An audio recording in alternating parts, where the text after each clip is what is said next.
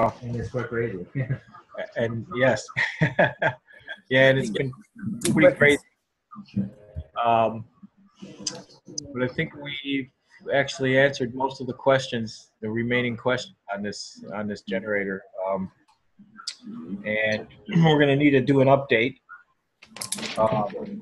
But you were already aware of that we, there's a couple of things that were overlooked, and with all the rushing, but we're gonna do an update, and we'll figure out what's the best venue to do that with. So I guess we could probably start with the questions, and the new information will become obvious, I think, as we answer the questions, and then we can summarize it after that. But it's really, I think what we discovered today is that we've been thinking about a couple of things wrong, and it's really how can I say? Can I? Patrick's going to say a few words. You all know who Patrick is, right? Actually, what we are thinking is not wrong because we're just seeing inside a box so far. But today, Jamie came up with a very crazy idea. You know why? Okay, here's the thing. There's Patrick. Now, since our goal output is 10 kilowatts, right? Hello? Hello, right. And if the output current is 40 amps and output voltage is only 230, but you can never go that. So today, Jamie decides to go outside the box, and let's say now we are gonna to up the end, make the output voltage goes to 1,000 volts times 10 amp. There we go. We got 10 kilowatts. Yeah, that's basically it. It's quite crazy, because hey. I just checked the diesel generator on the shelf. The design output is just like 100 volts. So we're gonna output. What we're going to output is like 10 times more. Mm-hmm. You mean so this is actually outputting that much right now? No, but we were going to do so. Oh, okay. Yeah, we've been thinking about it the wrong way. It's actually a high voltage generator. Yeah. It's not. It's the target was 10 kilowatts, and boy, everybody was thinking about this as a conventional sort of generator. If you go to the Lowe's and buy a generator, it's going to have a 240 volt output or 120 volt or whatever, and 10 amps or 20 amps, whatever you're buying. But we were trying to figure out why. Okay, we're only getting like 4.5 amps out of the thing, and it's resonating like crazy. And so where's the current? And we figured out today that it's working as it's supposed to work. Yeah. It is designed to run at low current. Yes. It was the people on the other end that were wrong. Yes. It's actually, well, when we built the prototype, when we were first observing it, when you're close to the peak resonant frequency, yes, if you increase the motor speed even slightly, the voltage just shoots up. It starts going up like crazy. I've seen 500 volts on the output of this thing, and it kind of, I didn't want to go any higher because I was worried about insulation and things like that and arcing, but I was thinking, okay, well, how high does it go? And finally we figured out that it's actually working. We've got if you've got 5 amps and 2,000 volts, you have 10 kilowatts. It's a high Look voltage. at Ed's face. You lit right up. Iruka. No, well, okay. What I'm thinking is that this is going to be generating several immediate questions from the group here. Is that? Yes. I mean, so look, people, if you've got questions, just put a question mark in the chat box so we don't all talk at once. But since I'm on here first, I'm just going to ask. So that output, is that then able to be turned into usable current? You just need another transformer. Well, you don't need it. You could do it that way. Yeah. There's a little bit of a challenge with the interface, interfacing the output. But like Patrick says, you could use a step down transformer. You know, you step down the voltage and step the current up. But you know, if you want to run an inverter right off the shelf, you can probably only go up to 600 volts or so. And you know, it all makes sense now because we were trying to figure out the tuning procedure a little better, and that the exciter coil, for instance, everybody's been having trouble getting the thing to resonate and to do anything. But if you have 230 volts across it, or 300, it's not across, it's in series. Even 300 volts, it's going to be very difficult to get it to resonate. But if you pump 600 volts through there, it's going to start resonating. Yeah. So the tuning procedure now makes sense, and you need to do a little bit of fine tuning to make sure that you're on the peak resonant point. But you know, it was a little bit of a mystery why we weren't getting any more current out of it than about 5 amps. Well, we didn't. It's not optimized here yet, but you know, I can see the tuning procedure that probably the maximum current you can get out of the thing is maybe 10 amps, but maybe 2,000 or 3,000 volts at 10 amps is, you know, you got your power. So there's a little bit of an interface challenge. Myself, an electronics guy, I could see no big deal to build the input of or to modify the input of the inverter so that it would handle 1,000 volts or even 2,000 volts DC. And you could do a transformer too if you needed to, you know, bring the current up and the voltage down. So really, it seems like everybody's just been thinking about this wrong. Yeah. It's not a high current, low voltage generator. It's a low voltage or a high voltage, low current, relatively low current. Yeah. And it, you know, it all points to the core. The core is the key. You have to build it to be able to withstand up to 5,000 volts on the primary coils, and you know, the secondary is not that difficult. Even if you were putting out 2,000 volts, it's not nearly as much of an insulation problem as the primary. But so it's not a voltage generator. It's a high voltage generator, relatively high. I wish we had the engineer types on here to ask the questions, but they're all out enjoying life right now.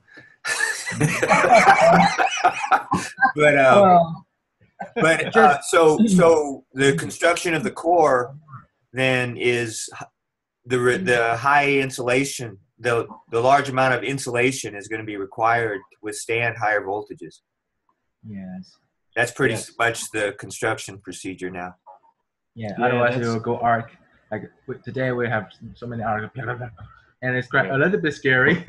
Yeah. It's like okay, when we got resonance and it's arcing. Unfortunately, we have use spark plug, so arc goes outside, but it's still quite scary. Like we came up with a way to protect the core. Just use a spark plug across the capacitors, and you know, if your voltage goes up higher than where you want it, it'll just arc across the spark plug or spark gap. You know, you could build something, and it won't happen inside the core. But still, you know, to maximize the design, the better you build that core, the more power you get out of this thing. It just, you know, and really the challenge is the input is what we're calling the primaries. They're actually vibrating coils, or, you know, you can think of them as they physically resonate and cause the steel to vibrate. So the secondary is a lot less of a problem. In fact, it's probably fine the way it is. The design with the 10 gauge wire and 350 turns, it's you know, you can't, at least in the U.S., you can't get that inverter duty wire in 10 gauge. They stopped making it at 12 gauge. Oh yeah, you covered this before. Yeah, and actually that's what WITS was using in their videos, is 12 gauge. And it would be, you know, it would probably be good to overbuild it, but I don't think you really need to have the inverter duty on the output. Of course, it can't hurt, but it you know, it all adds up. That you know, what we saw is, as you, if you are fairly well tuned and you're in resonance and you're putting out power, as you try to increase the motor speed, what actually happens is you increase the power, because it tends to, it phase locks a bit when you're, quite a bit when you're on the main resonant point. It doesn't like to come out of that RPM. Ha. And that's like that's just like an instrument.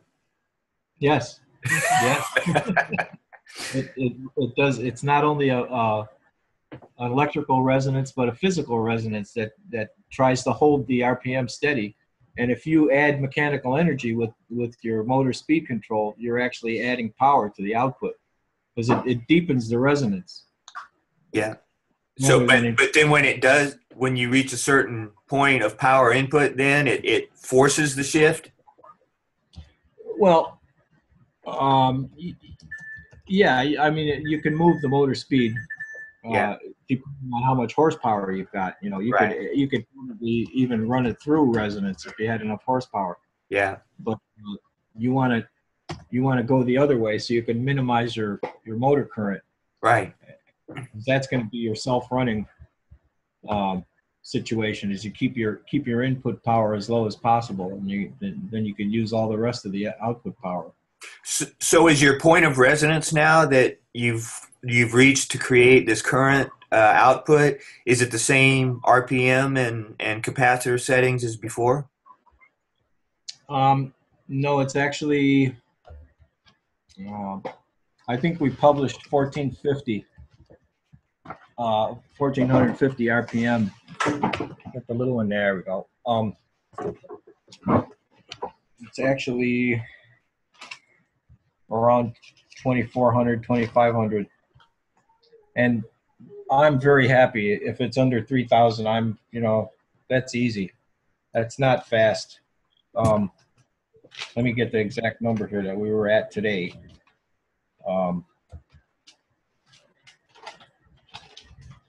The capacitor value we came up with was 0.125 microfarad. It's not completely tuned yet, but that's going to be close. And that was 1,331 RPM. So you don't have to run it fast. That's going to be very good for ruggedness and life, and so that was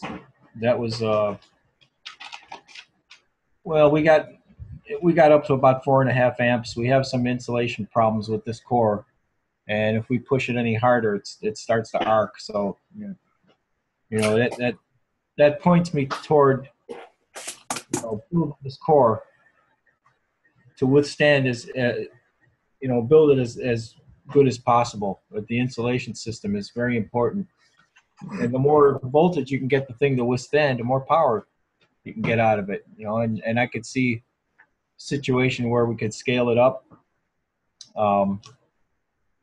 easily it clears up a lot of things. Cool.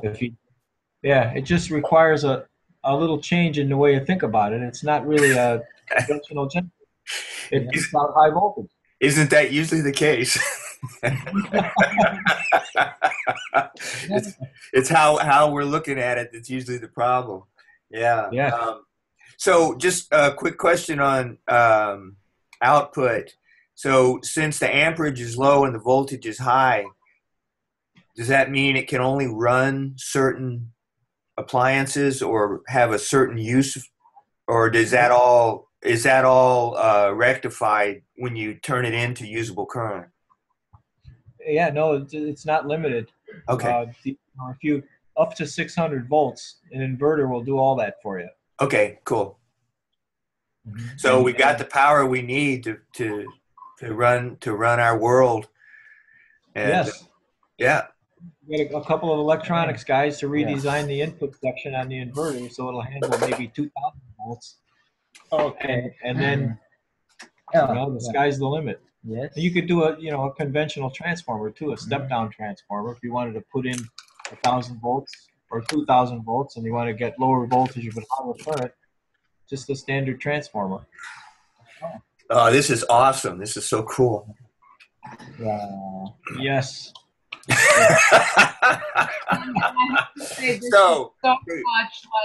This is so much like the QEG too, because every step of the way since last October, everything is last minute. Yeah. Everything you're pushing and you're pushing and you can't get something and you can't get it, and then you think you're just gonna give up and Eureka. Yeah. It's like who made life this way? That's the way it works, right? You got to come up against this huge problem before you change enough to get the right insight. It required us to change.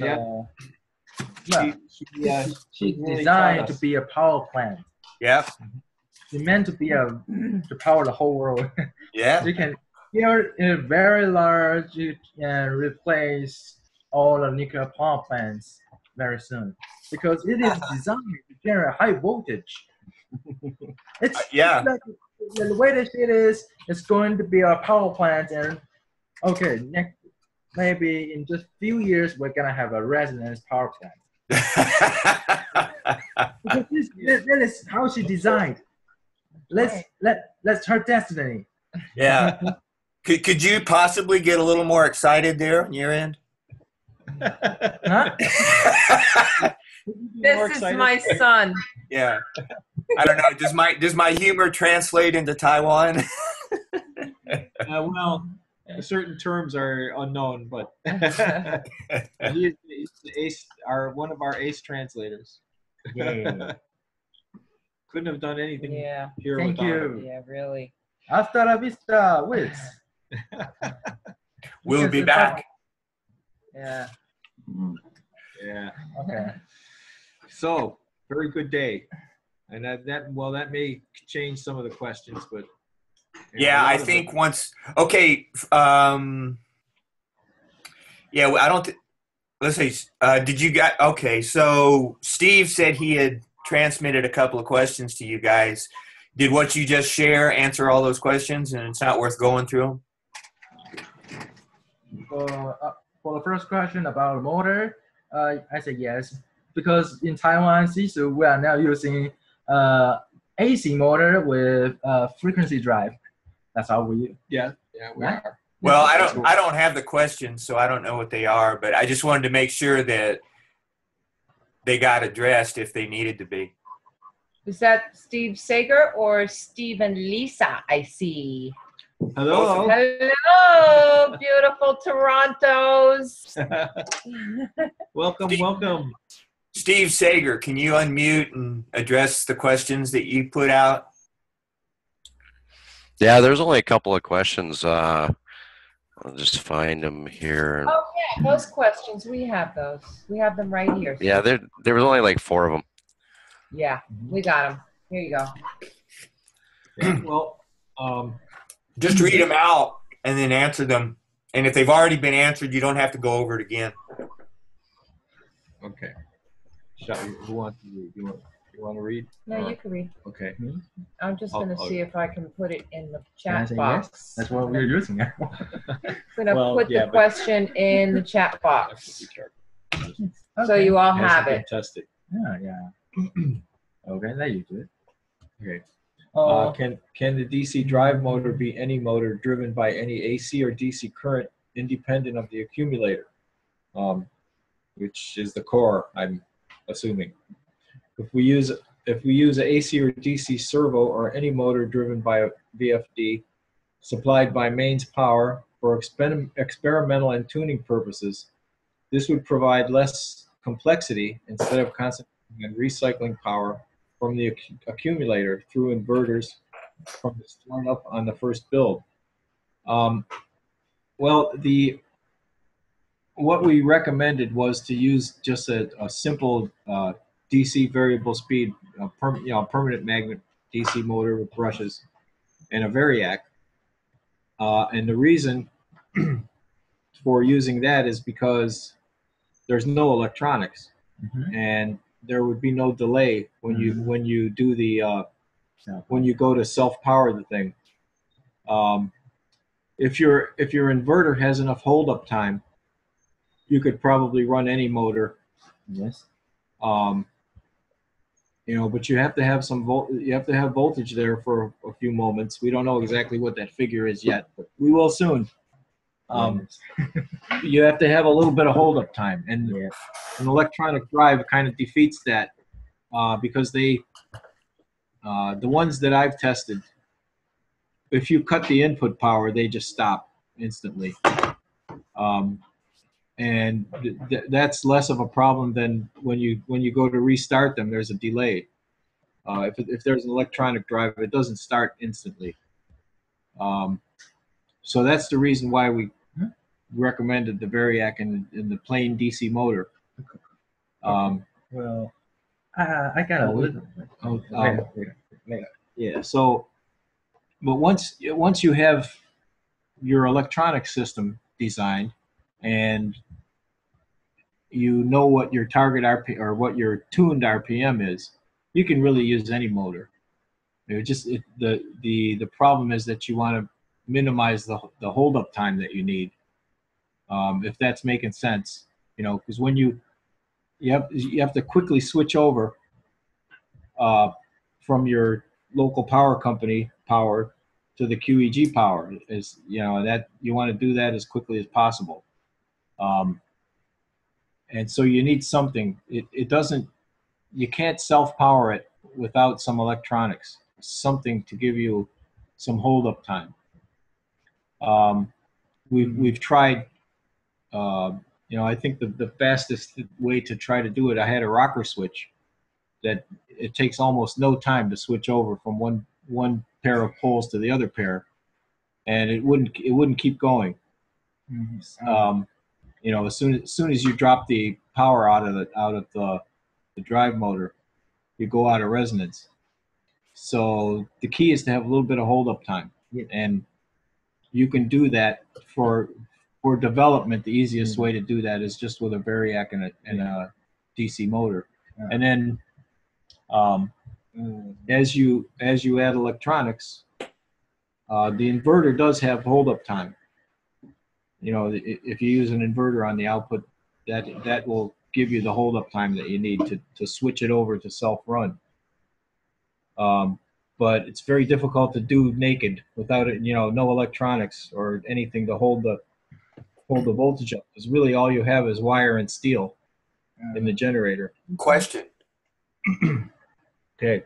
What if you were to start it with a battery that was part of the system? Yeah, that could be done. That's the target was to have no. Well, the target was to have no batteries, no windings on the armature, no commutator, no slip rings, just bearings. And a Question number 2. Okay. Can I use flywheel? You could use a flywheel. That's a flywheel can save some magnetic dynamic power. If we kill a switch, it keeps running for a long time. Yeah, that would help. Yeah, That's it. use the flywheel as your pulley. Okay. There you go. Yeah, the Hold up time. flywheel means even you cut off the power, it keeps running. In industry, if you have a nice or good quality of flywheel, if even you cut off the power, it can keep self running for about an hour. Well, yeah, Yeah, that's a little extreme, but yeah. But it- Okay, a flywheel. But would it keep running at the exact frequency required to keep it going? Just see. We'll well, see. it could slow down a little bit. Yeah. Depends whether you're. Don't worry, because it would just need a little short time for the self power. So Yeah. don't worry. Don't worry. Try the flywheel. Hey, Yeah, I'm yeah. going to let you guys figure that one out. We can put flywheel and let our Taiwanese engineers think about. Okay, we can try flywheel, and even we cut off power, it keeps running and running and running. Yep, we could try that. Yep, it's a good idea. Yeah, Just it's only need to mechanical, keep right? it spinning. Keeps spinning. And there's some time. It'll slow down a little bit. Depends where you are in resonance. If you're right at if you're just at the threshold of resonance, that probably wouldn't work. But if you're in the middle of your power band, it may be enough. Because the resonance tends to hold it anyway, right? Yes. Exactly. Yeah. Yeah. Cool. Yeah. If your RPM doesn't drop much in the first couple of milliseconds, probably would work. Yeah. Nice. There's a small range there. Okay, I'm dry. I don't see any questions popping up in the chat, so why don't we hit the next question? Okay. From Dan to all, I'm getting frightened. I think I'm beginning to understand some of this stuff. Oh, that's not the questions. No. I don't know. I don't have the questions, so Okay. Steve, can you read it out? I got him here somewhere. Hang on. Yeah, just a sec here. Question number 2, are there any alternate materials that are acceptable for the accumulator end plates? Would nylon or puckboard work? Would they be mechanically workable? Is there a serious concern in this part regarding static electrical buildup and electrical insulation factor? Do they need to be less than fully rigid based on the design only, being anchored at the base to wood rather than the design fully framed and anchored at both the top and bottom with a steel frame? QEG has been faithful to the WITS design in this regard. Is there a reason for this? It's kind of like 3 questions in that one. Yeah. Well, yes, it needs to be very rigid and very strong. If 2 reasons for that, it's pretty heavy. The core weighs as much as a man when it's fully built. Like a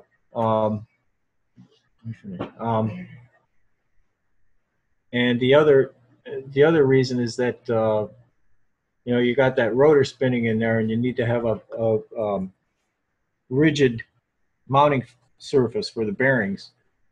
You're talking about a gap of 0.010 of an inch or less between the rotor, spinning rotor, and the stator. So you want to make sure that stays put. Nylon and puckboard, I think, would be too soft. If you use something like a good quality phenolic, I guess there's 3 or 4 grades of phenolic that we looked at, and being an electronics guy, I've been working with that. The FR4 is actually what they make PC boards out of. So that's what brought me to that. I knew it was very rigid and also very machinable. You can tap it and drive a machine screw right into it. It's very rigid, and it's one of the best insulators. So that's why I went with that. I think WITS used one of the standard brown colored phenolic materials. But I don't know. I just wanted to upgrade it a little bit. I knew that the FR4 would handle it easily, and actually, half-inch thick is really plenty.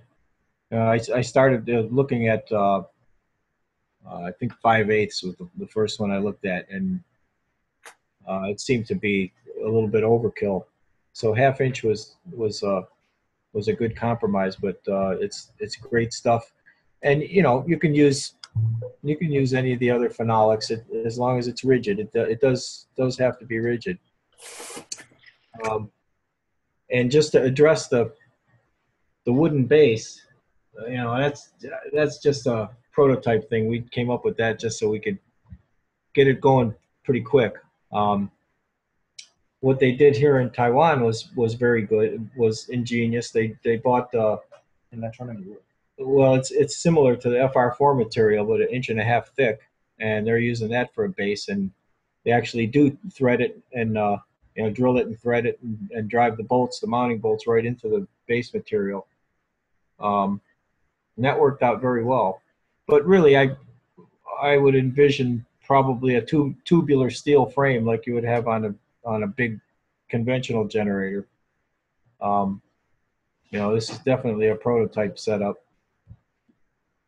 So that's probably Okay. So that's funny because that's his second question. His second question is if they can actually build a full metal frame out of 2x2 tubing, if there'd be any effect on the core itself.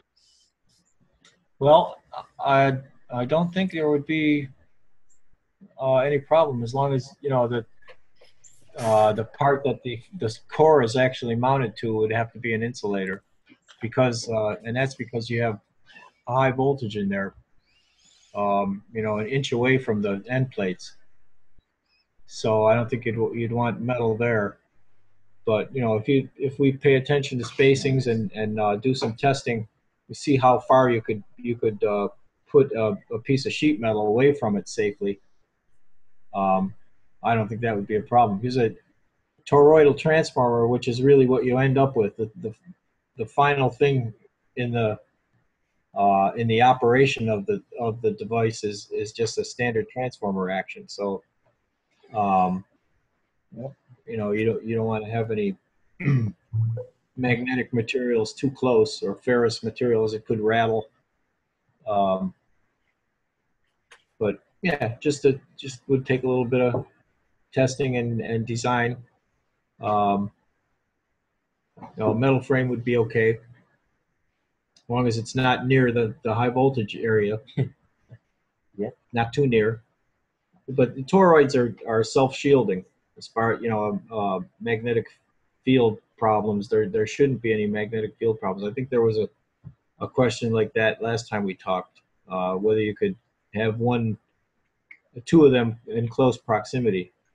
And to my knowledge, a toroid transformer is self-shielding, so it shouldn't be an issue. Just got to watch the high voltage. Mm-hmm. Yeah. Cool. So I have a question on the end plates. Now, between Steve and Lisa or Matt,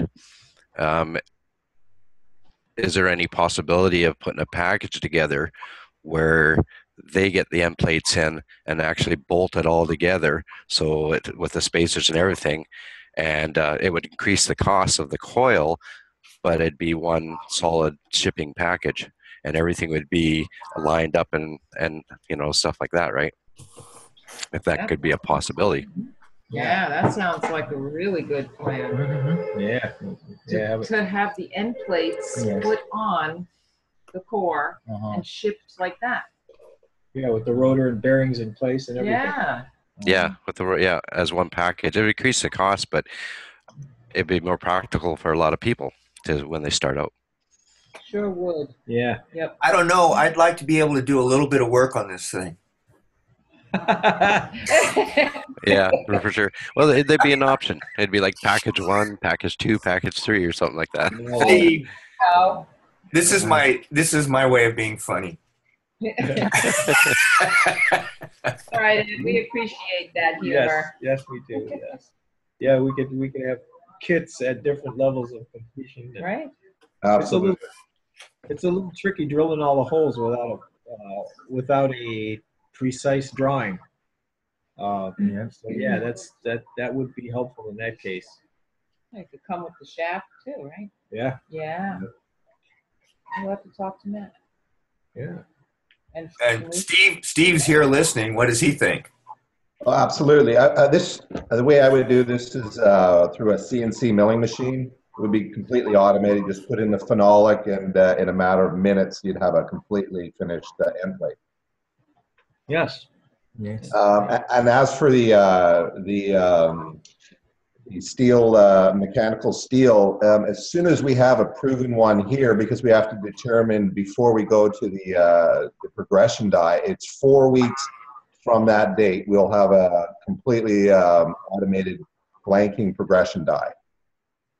Because it's already been designed, everything's ready to go. We just need Jamie to approve it, and then it's 4 weeks from that date, and we'll be blanking out. It's at approximately 1 a second. Wow. Cool. Yeah. Yeah. That takes care of a lot of details. Yes. Yeah. In one fell swoop. Absolutely. Yeah, and I will review that and let you know about it as soon as possible. It's been crazy here, I can imagine. obviously, but we'll catch up. Perfect. We'll catch up. Okay, Steve, any more questions? Yeah, Well, one more. Steve Sager. One more. That was he pretty well answered the last question that I had there, unless I haven't got it pasted in here. Can we use Okay, it? yeah. And I think this was asked before. Can we use a wider range of caps and add more or less to get the same or close effect? Yes, yeah. I think we talked about that last time, but yeah, it's good to have when you're tuning. It's good to have an assortment of capacitors around. Like I say, we zeroed in quite a bit better, I think, today on the final value. Of course, it's going to be different depending on well, the steel probably is the most very well. I don't know. The steel and the windings probably the most variable factors. You know, things like when you get it if you were to wind it by hand, um, you'd have less tension on the wire and less consistency. If you do it on a machine, it's likely that the windings will be tighter and cleaner. So your inductance is going to vary a bit, and that's probably the most variable component is the inductance. The first one we built was I think the total inductance was about 21 henries. And the last time we got one wound, it was closer to 27. So there's some variability there, and that'll affect the capacitor value. But there is going to be a lot of voltage across those capacitors, up to 25,000 volts. And the higher the voltage rating of each individual unit, the less you would have to use in a series string. So it's a little bit of a challenge. You could use, instead of, for instance, if you had a like we have in the manual, a 2.5 microfarad at 2,000 volt, you could use two 1 microfarads at 1,000 volts, or pardon me, at 2,000 volts, which are a lot easier to find than a 2.5 microfarad. If you use two 1 microfarads at 2,000 volts in parallel, and then series those with the next pair, you know, you can do series parallel combinations to get the cost down, definitely. But I think, you know, the most efficient way to do it is to have as high a voltage as you can on each individual capacitor. But that 0.125 microfarad value is probably going to be somewhere around there most of the time. Cool. Yes. Hey, just another question. I was surprised to hear of all the progress since our last session that we had, because I thought you had to get the core rewound again. But was that not the case, or was it the case? Well, It's still the case. yeah, Yeah, it's- they have it's- to get it rewound. But you still got these results with something wound the wrong way. Yeah. Well, the direction of winding was correct. The direction was okay. It's just that the start and finish on one coil was transposed. Oh, Yeah. And that actually, that's not good, because you have a higher voltage. If you do it that way, the voltage at the core is going to be higher than if you have both starts in the proper orientation. okay. It works, but we've had some, if we push it too hard, it starts arcing. So Yeah. you get up to about 4.5 amps. And that's strictly because of the positioning of the input and the outputs. Well, yeah, and this. Well, if you're a toroid winding company and somebody brings this core to you to wind, it's going to take a couple of tries, a little bit of experience to get it wound as cleanly as possible. Like when we got it back the first time, they rewound both coils, and one was better than the other. So, and this was the first time these guys tried it. So, that happens a lot. If you have to get used to doing it. It's pretty large and pretty heavy. So, it takes a little practice at even at a professional winding company. It takes a couple of tries. But where I was going with that is one of the coils is bigger than the other, so you have to be careful. Yeah, one of the important points is that you have to have like a 1/4 inch between the surface of the windings and the rotor bore. Have some spacing in there, or it will arc, because there's a lot of voltage there. And if you have an arc on the surface, it's not going to kill the generator, but eventually it'll break down. If you had a short within the coil, then you're done right away. Right. But on the surface, it'll hold up for a while. But progressively it'll arc more and more. Really, the whole, we're convinced that the whole trick to this thing is how you build that core. And Witz even said that. But that's the tough part.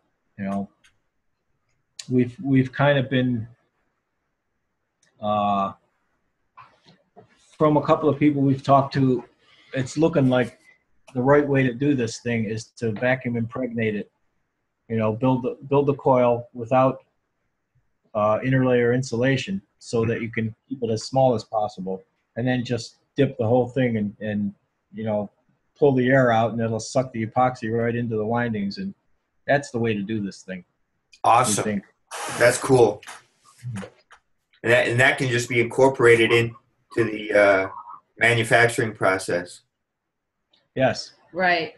That's right. Now, Kevin came late today, and he would like you to back up a little bit, I guess, and tell the good news. Hi, Kevin. Hi, Kevin.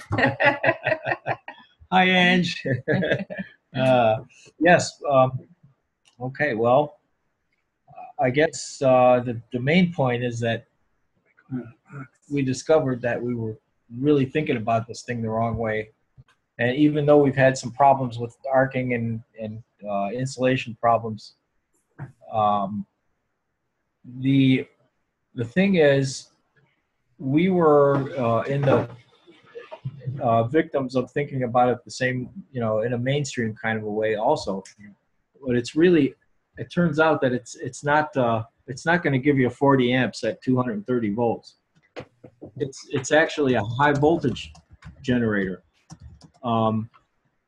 What happened? No, you're still there. Oh, okay. Oh, good. Okay. Wow. Um, We lost the picture. huh. Well, your sound is good and your picture is good on my end. So Okay. We're back. I think we're back. Yeah, we can hear you okay. Share everything from this call, right? Yeah. Yeah, we can hear. Okay, so we were trying to figure out, okay, how do you actually go about tuning this thing and getting the output where we thought it would have to be.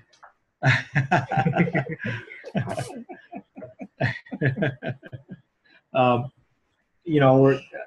we're thinking of it as like a conventional generator. If you go to Lowe's and buy a generator, it's going to be 240 volt or 120 volt at whatever amperage you're buying, 20 amps or 30 amps, for your wattage. But what this generator actually does, it probably, when it's perfectly tuned and optimized, you're not going to get any more than 10 amps out of it.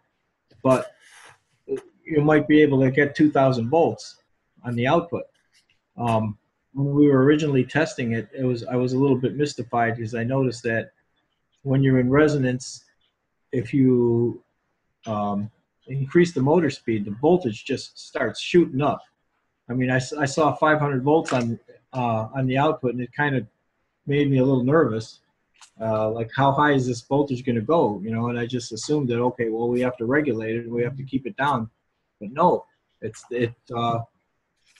designed to put out high voltage on the output and low current. If you have 10 amps and 1,000 volts, those are 10 kilowatts. It creates a little bit of a challenge on how you interface it to your home or whatever it is that you're trying to drive. But the inverters that we've been talking about are good up to like 600 volts input, DC input. And if you talk to an inverter company, they could probably customize that input easily. I'm an electronics guy, and I've designed several solid state motor drives, and it's not a hard thing to do to build to modify the input of one of these inverters to be able to handle 1,000 volts instead of 600 or even 2,000.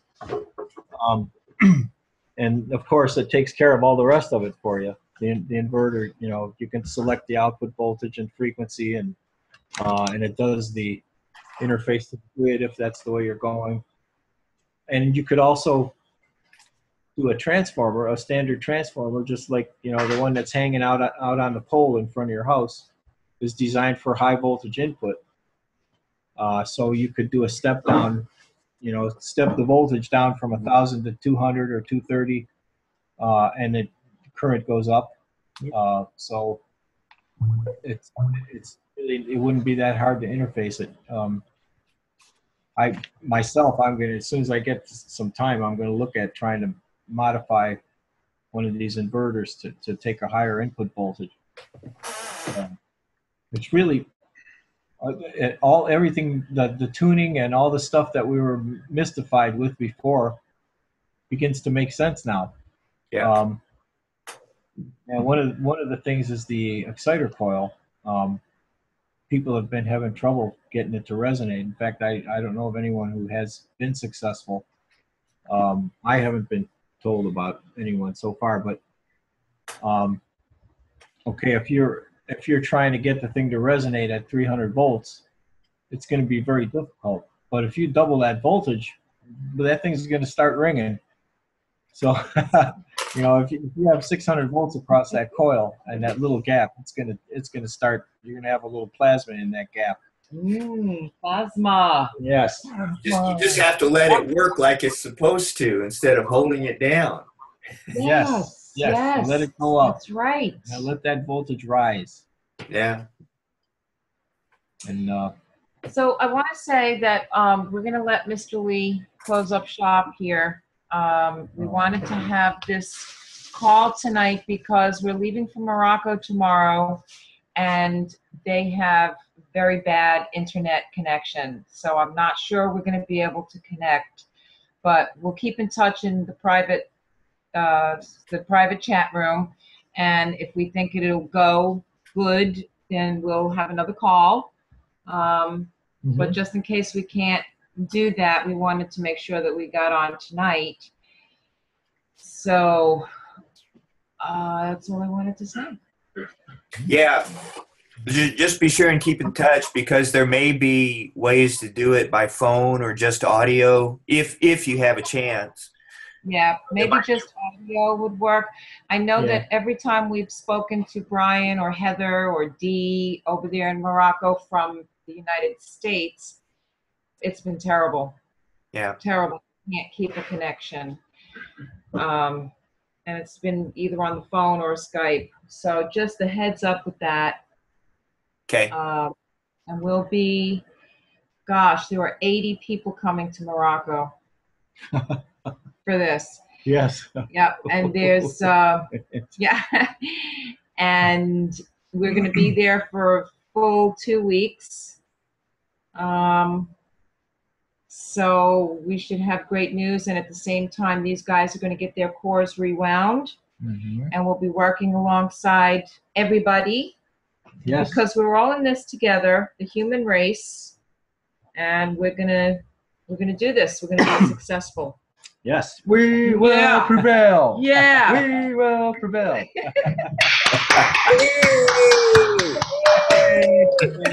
QEG team. Yay. Go, man, go. Ed, is there a way that I can put up a video on here? Yeah. Yeah. You just have to open it up on your Oh, right. on your screen. Let me show you this video. It might take a minute to load, but I tried that already on my end, and it worked fine. You got the information about the Where's this? This is, and she'll say who it is. Okay, so I do that. Now share your screen. Share the screen.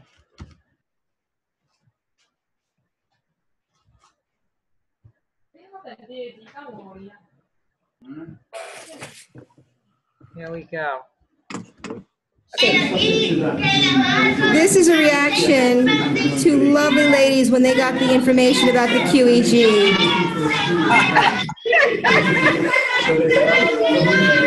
And this was in Vienna. Yes!